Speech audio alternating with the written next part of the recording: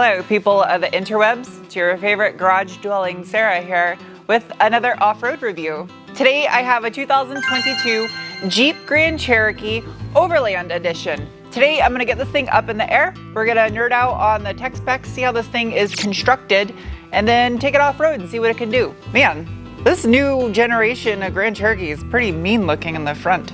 I actually like it. It looks like if Miss Piggy was a robot.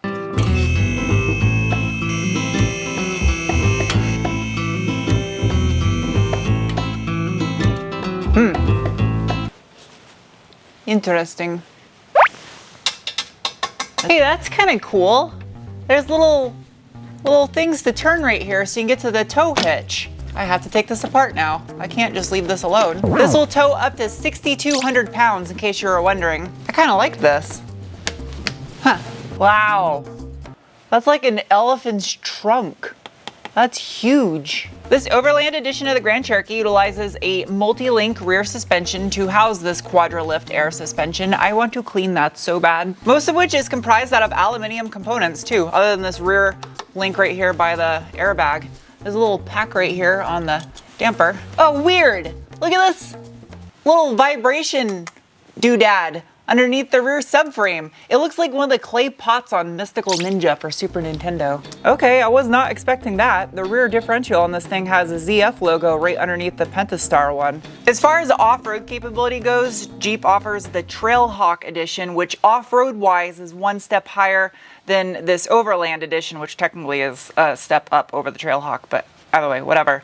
The biggest difference mechanically with those two is in the Trailhawk, you have electronically controllable locking rear differential, and up front a sway bar disconnect. Just like previous generations of the Grand Cherokee, this 2022 model rides on a steel unibody as well, and this exact model weighs in at 4,721 pounds. It's got a lot of hairy cardboard underneath it to keep things quiet. Not exactly something that I would want to protect my underside from rocks off-road. Definitely go for the Trailhawk if you want to do anything serious. Also, side note, that is one of the strangest looking mufflers slash resonators I've ever seen on a vehicle.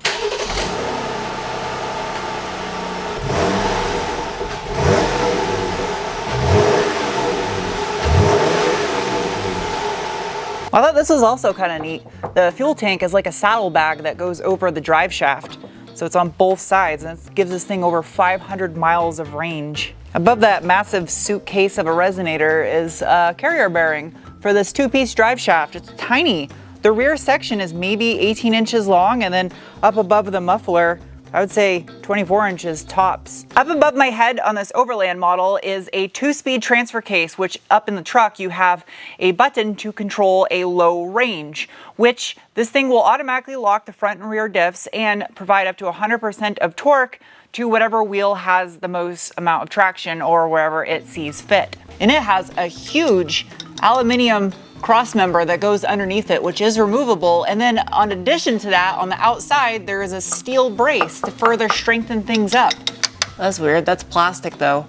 Must just be a spacer that the hardware goes through. I wonder why they didn't just make this go all the way up to the unibody. Lots more hairy cardboard.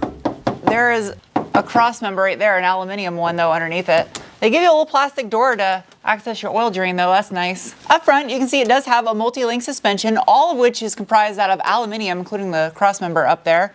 The anti-sway bar is huge on this. It's got dual ball joints down there on the knuckle. This is really tricky to get my camera up in here, but I wanted you guys to be able to see. And I wanted to take a look too. You can see the transmission cross member is aluminum. It is removable. There's a little Mopar logo on it.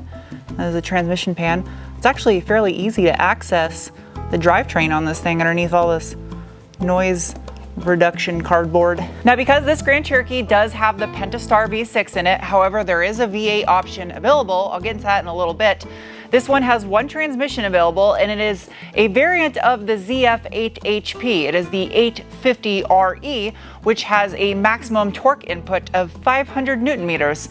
That's a fucking quite a bit of Fig Newton packets right there.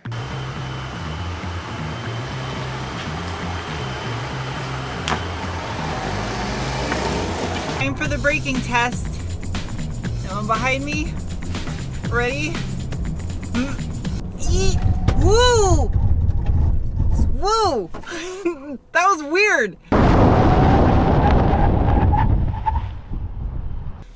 It was like swimming. It was like weird braking. Good braking, weird braking. That braking was just accomplished with a 13.9-inch front rotor and a 2-pot caliper. The wheels, they're a 20 by 8.5, and they're wrapped in a 265/50 20-inch Bridgestone Copia mall cruising tire. Low-key, I kind of wish they offered a 20-inch version of the original mesh gold wheel that was on the first gen. I think that would look good on this.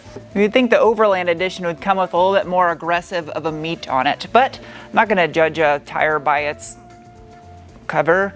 We'll see what this thing can do in the off-road obstacles in a little bit. Can I turn this? No, I can't. It bothers me that Jeep isn't trued up with the lug nuts. Ugh. Out back, you have a 350.5 millimeter or 13.8-inch rear rotor with a single plot caliper, and the wheel and tire is square stance to the front. In the name of science, I am now gonna give this thing the beans. Bolstering test. Not much bolstering, but these seats are massaging and they're ventilated and heated. They're firm, but good. I'm gonna give myself a massage while I give it the beans. That sounded weird. Let's see, how do I do this? Oh, this one's called Waterfall. I don't feel wet, but it feels good. Oh, it just kind of flows down your back. That's why they call it Waterfall. Rock climb, there's a rock climb massage. It's the opposite of Waterfall. We'll go side to side. We'll leave it there while we go at the beans. All right. I do have some drive modes down here on this little toggle. I can go from Sport, Auto. Ooh, that's doing something with my ride height. Snow. I like the little graphic. Sand and mud and rock. I'm gonna put it into Sport.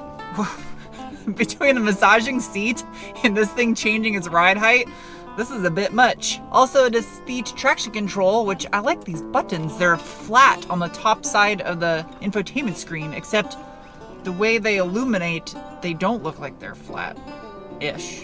That's interesting. Ready? Well, getting a massage. Go! Ooh, that was aggressive sounding.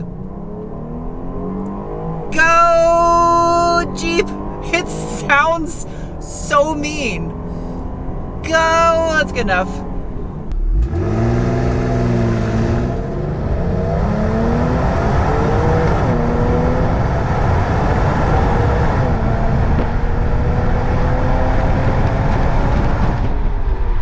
It sounds way faster than it is. It just sounds pissed. Hood pop. Oh, it's such an easy hood pop. Ooh, light hood and hood struts. Under the hood of this 2022 Jeep Grand Cherokee is the Pentastar 3.6 liter all aluminum 24 valve with variable valve timing and electronic start stop V6 that produces 293 horsepower at 6,400 RPM and 257 pound-feet of torque at 4,000 RPM. However, that is not the only powertrain option you have in this thing. You can also get the 5.7 liter V8, and they have the 4xe technology, which is 375 horse and 470 pound-feet of hybrid torque. That's a pretty interesting option. I liked it in the Wrangler. I think it would be pretty decent in one of these too. I'd be lying though if I didn't say Grand Cherokee, the V8 just makes the most sense to me. Aww, the plastic engine cover is held down with hardware. What does this do though? No way. Can I take this off? That's silly. That makes no sense. Remove for oil filter service. That's just silly. Digging in a little bit deeper on the Pentastar V6 found in this one though, it is a 60-degree aluminum deep skirt block with a 96 by 83 millimeter bore and stroke, a 10.2 to 1 compression ratio, and it has port injection, no direct injection or a combination of both. It's a fairly simple engine. It's got a timing chain. That's about it, I guess. It also has a dead bee? Is that a bee? Aw, and it also has a dead bumblebee. That's really sad. I haven't really seen that many bees this year, and there's been a lot of flowers out. The core support is aluminum and it is removable in case you want to put this in the service position. Okay, time to take this off-road. All right, we're gonna start things off-road with the hill climb test.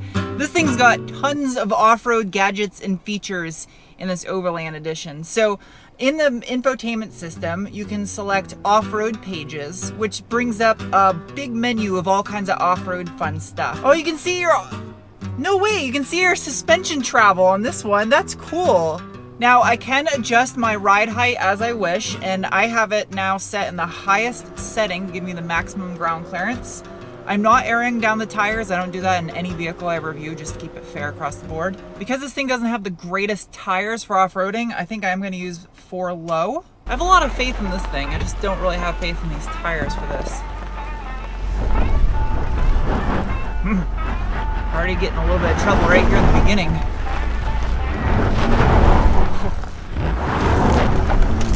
Oh, these tires are not these tires are not conducive for this. This stuff is slick. Let me front facing camera. It says I'm at a 20-degree pitch just right here. I'm not even at the steepest part. Man, I don't trust these tires.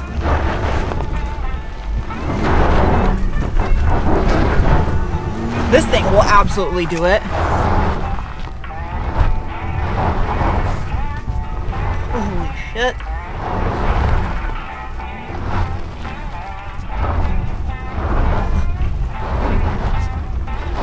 This is the gnarliest hill climb test I have done yet. This Jeep is no joke, dude. This thing definitely deserves the Jeep name. I felt like I was ice skating up that hill. These tires in no way whatsoever belong on anything like what I just did. See, I like having that front-facing camera because I don't have a spotter when I come out here. Whoa! I just noticed this. You can clean the camera. No way. That's crazy. Does it do the back one too? Nope, just the front one. It did such a great job at mitigating where the power was going. You could constantly feel like this thing was trying to slide, and it was like, nope, we're not gonna have that. And it was like locking brakes where it needed it and then sending the power to where it needed it. At the normal suspension setting, this thing has 8.4 inches of ground clearance, a 20.5-degree approach, and a 26.6-degree departure with a 24-ish breakover angle. Now in the highest suspension setting with up to 11.3 inches of ground clearance, it gives you a 35.7-degree approach and a 35-degree departure. That's crazy. So I want to do another hill, even though that the tires are super sketchy. I feel this thing is so capable, the piece of machinery itself, that it's enticing. I don't want to take this at an angle because I think I'm just setting myself up for failure. Oh geez. I don't know. I don't think these tires are going to do this. This is going to be way too slick.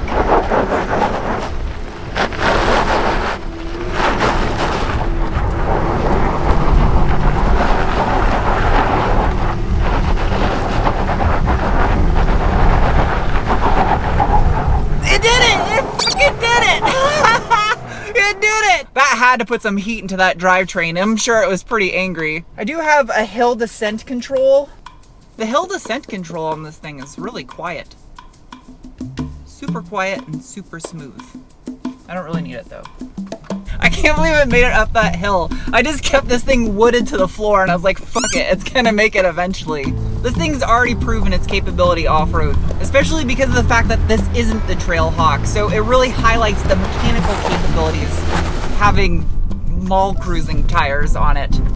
Suspension-wise, it's firm and harsh off-road to an extent, but I don't feel it's actually the suspension. I feel it's because it's on a low profile tire on a 20-inch wheel. On-road, this thing is super comfortable. The interior is absolutely gorgeous in here. It's luxurious. Everything is nicely stitched. The dash is super soft. It's not like a piece of plastic they just stick some fabric on. Like, that's got some squish to it.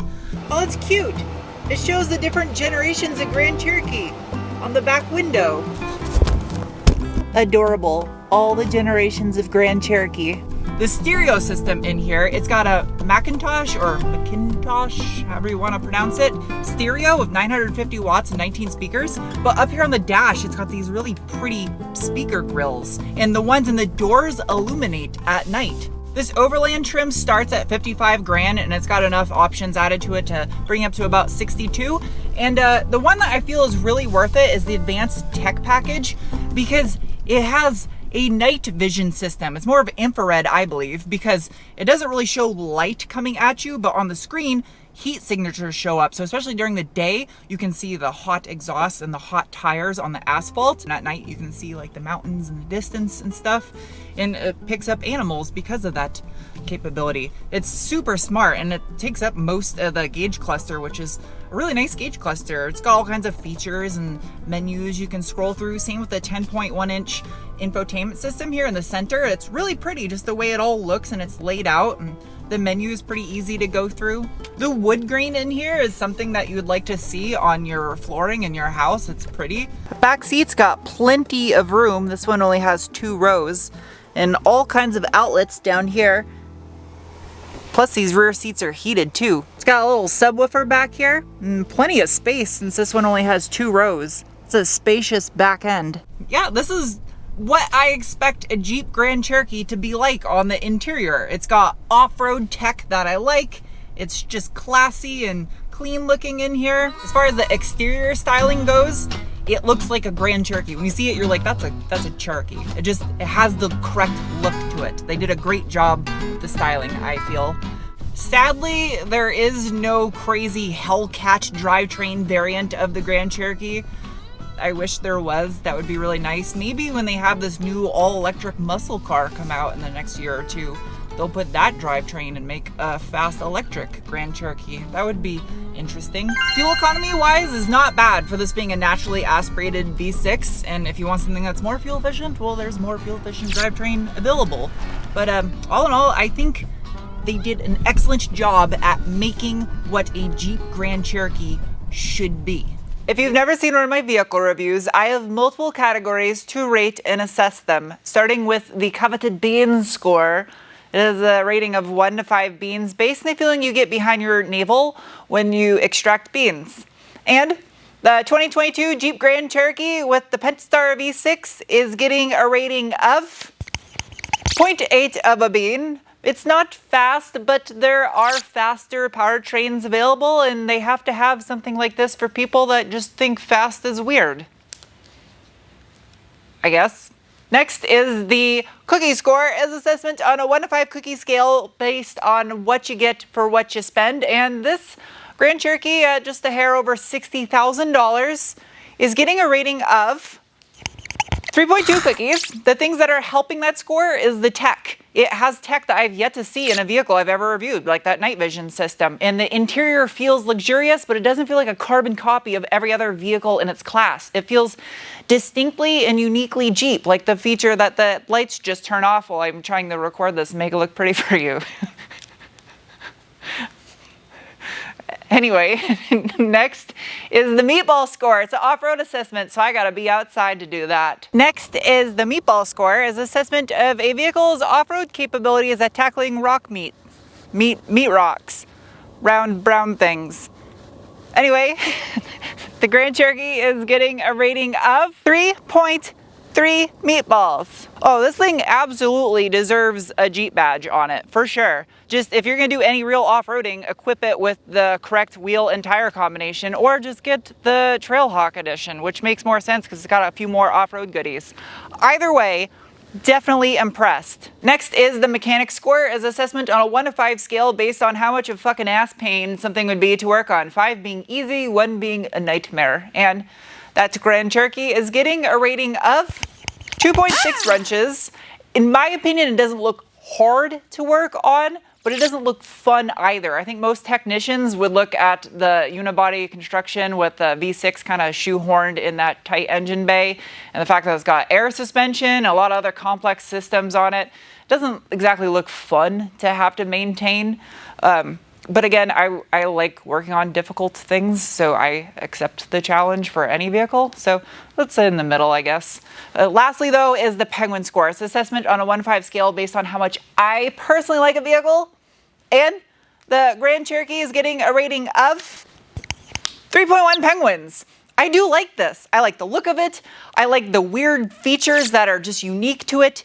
And I would be actually more interested in a 4xe version of one of these, or the V8. Actually, I would like to see a V8 hybrid. I know they don't have one, but that would be fun. Anyway, I hope you guys enjoyed this review, and I'll see you soon with another. Bye.